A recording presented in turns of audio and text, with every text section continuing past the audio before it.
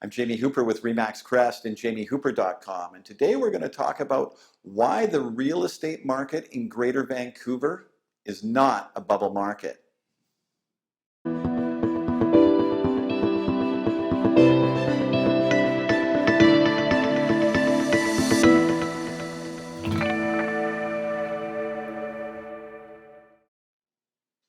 So before we get started today, I'd just like to ask you if you get any value or enjoyment or education out of these videos. We'd really appreciate it if you clicked on the like or made a comment, good or bad, down below, or even subscribe to our YouTube station.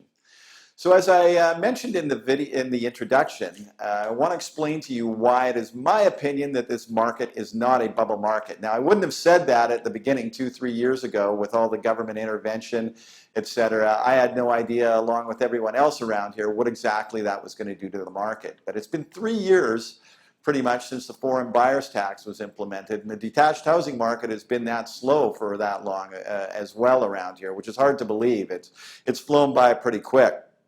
One of the things, there's a couple of things that tell me that this is not a bubble market. So first of all, there's a number of parts of the market that are still sellers markets and have remained sellers markets during this entire period of time, since August of 2016.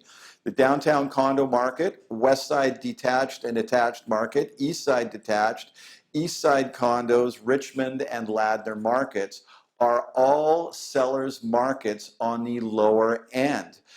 You can see the price points behind us where they are. Now the other little number beside them in the circle tells you how many properties sold with multiple offers in the month of June. So as you can see, 10 downtown condos, 2 west side houses, 5 west side condos, on and on and on. In the 1990s, when the markets were slow like this, that was the last time they remained slow like this for such an extended period of time, you never saw multiple offers on anything.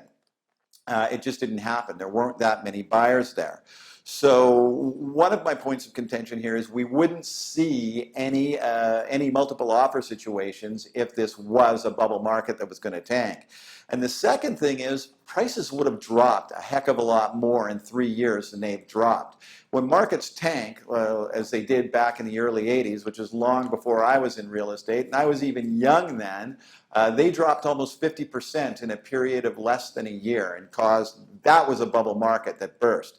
These things don't happen around here. We've got 40,000 people coming to the lower mainland every year, and there's not enough housing. That's probably what still keeps this thing afloat.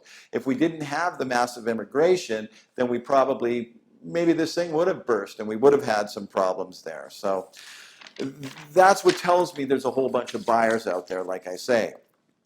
The houses that are selling and selling quickly are the houses that are priced properly and priced well. The houses that don't sell quickly are the ones that are sitting on the market forever. I don't care where you are in the lower mainland. If your property has been on the market more than 30 days, at 30 days at the current price, you are overpriced. That's why your home isn't selling. It's got nothing to do with your realtor. It's got nothing to do with the market slow. It just means that your price is not attractive enough for buyers to want to put an offer in on your home.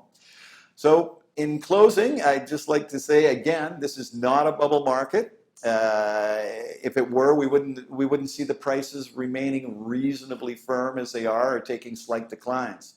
I'm Jamie Hooper with Remax Crest and jamiehooper.com. We appreciate your opinions down below, and I look forward to speaking with you again soon.